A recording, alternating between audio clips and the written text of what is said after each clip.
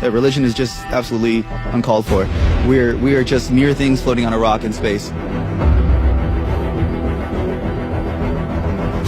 We are not only figuratively, but literally stardust. You don't have to go to church on Christmas, and it is about being good, and that's what all religions are about anyway. Are you an atheist? Yeah. Gonna kill yourself? Yeah, I'd like to. So you're an atheist? Yes.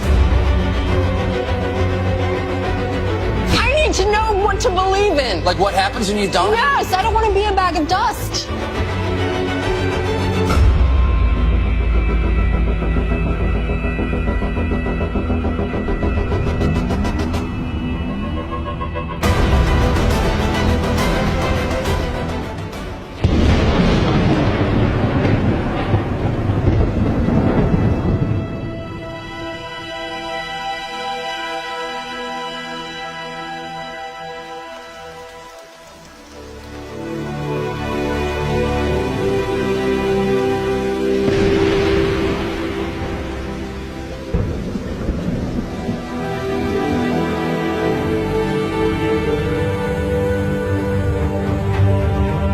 David, are you an atheist?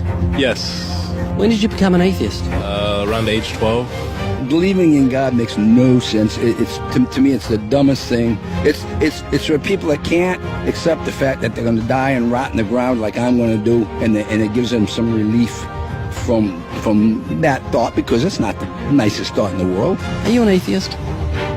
Yes. Yes, I am. Yes. Yes. Yes, sir. Are you an atheist? I am. Yeah, I'm an atheist. Yes, I am. Alex, do you believe in God's existence? No, I do not. How long have you been an atheist? I would say probably since I was about 15 years old. So you don't believe in the existence of God? No, not really. What happened when you were 15? I started questioning things, and I really just started to think about the logic behind everything. For the most part, we are not shown the evidence for there being a higher power. If we were, I almost guarantee that almost every atheist would immediately agree to there being a higher power. Are you atheists? Yes. Why?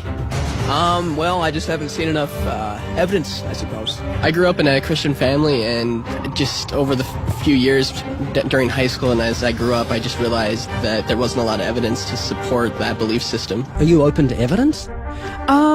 I think I am open to evidence. It just would have to be extraordinarily compelling, like out of this world compelling. If you could be given evidence, reasonable evidence, would you listen to it? Yeah, I would. You're someone who has no faith or no belief in a higher power or a creator, but if you were shown evidence, you would change your mind because you're open. Absolutely. Flick through the pages of the book I just put on your lap, look at the color pictures, and I'll ask you a question.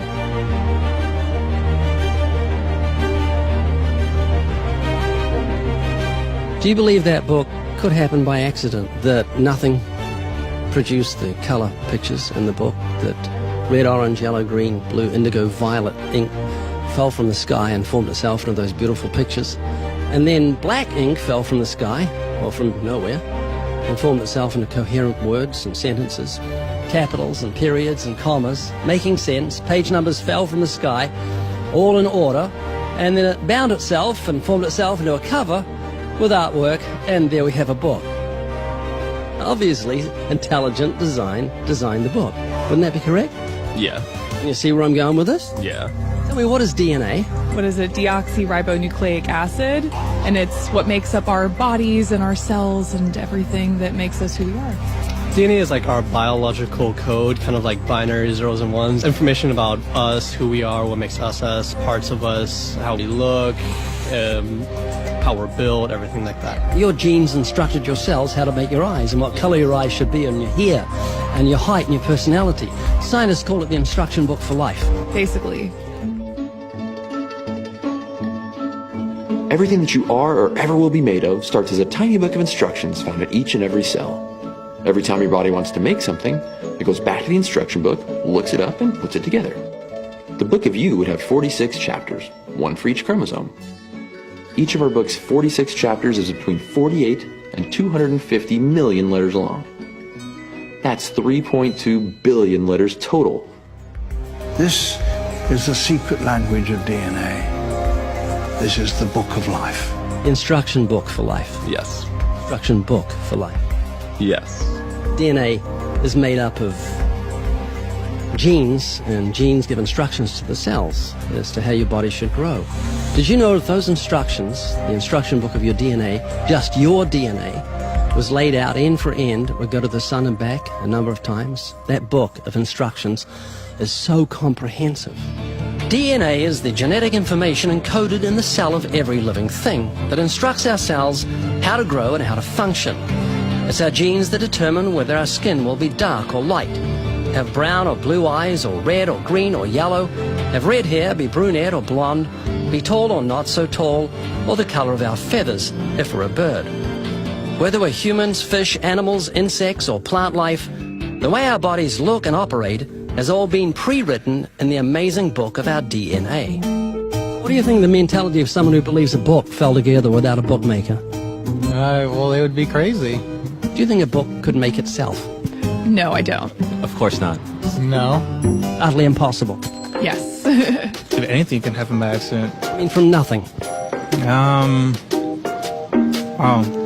Couldn't happen, could it? I don't think so. It'd be impossible. It would be like saying an explosion caused everything that makes a 747 airplane to all just come together by accident without some intelligent thought behind it.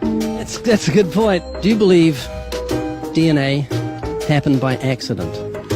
No, I think that it developed over the course of many, many millennia of evolution and development. DNA exists in every living thing. Its origins don't matter. The fact that there is intelligent information tells us there must be an intelligent designer. Is this making you think? It is, and I do think about it from time to time. It's just, yeah, it's complicated, definitely. Well, DNA's complicated, but the point I'm trying to make is very simple. Book designer or bookmaker, DNA, intelligent designer. God. Does that make sense? Yes. You an atheist? I am. What would you think of the mentality of someone who thought a physical book could make itself? I think they'd be silly. Of course it can't make itself. What would you think of the mentality of someone who believed the instruction book for life, DNA, made itself? I think it'd be silly as well. It would need investigation. That's atheism. Absolutely. And what would you think of the intelligence of someone who believed the instruction book for life made itself? Low intelligence level. DNA happened by accident? Probably not too smart. DNA couldn't make itself. It's impossible. Does that make sense? Yes. Is this making you think? Yes. And what would you think of the person who believed that DNA, the instruction book for life, happened by accident? We're not just talking about human beings, we're talking about every form of life. Fleas, cats, dogs, elephants, cows, horses, trees, plants, everything has DNA, the instruction book for life.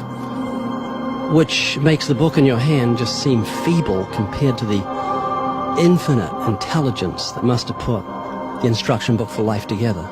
Can you see what I'm saying? Yeah. Do you believe DNA happened by accident?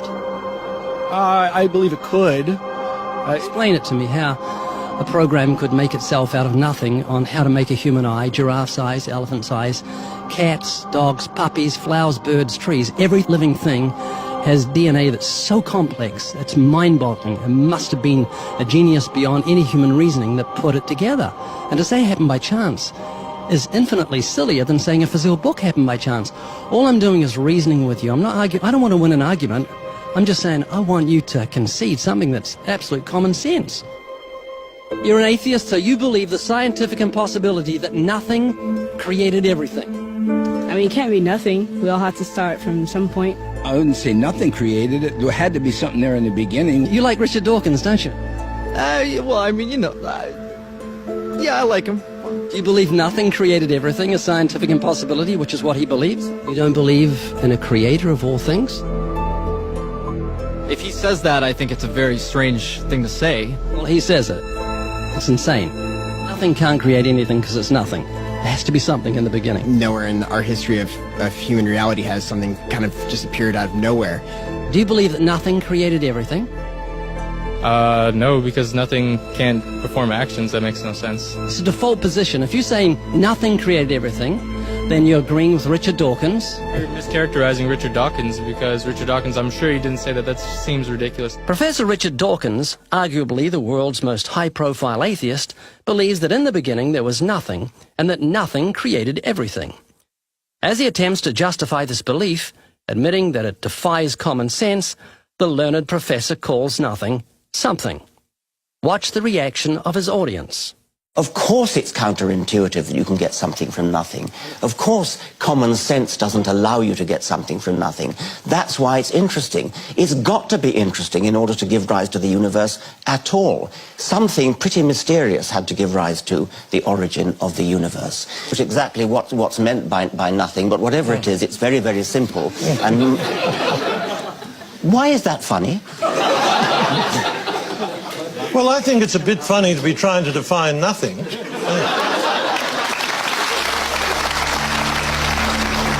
Richard Dawkins, I'm sure he didn't say that. That seems ridiculous. The audience reaction confused the normally eloquent professor because he's not used to being the object of laughter. What he didn't realize was he was talking to people who were endowed by their creator with the virtue of common sense. This was just another case where the emperor has no clothes.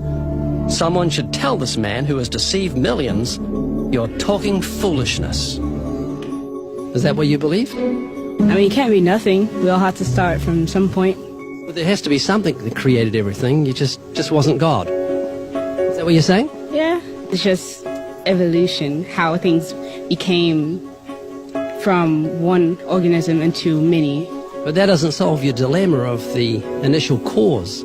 There has to be an initial cause. If there was a big bang in space that from there issued cats and dogs and horses and cows, the sun, the moon, the stars, the seasons, and all this marvel of creation came from a big explosion, what caused the explosion, and where do the materials come from the explosion, and why is there such incredible order from the explosion? Every explosion I've heard of creates chaos, not order. That makes sense? Oh yeah.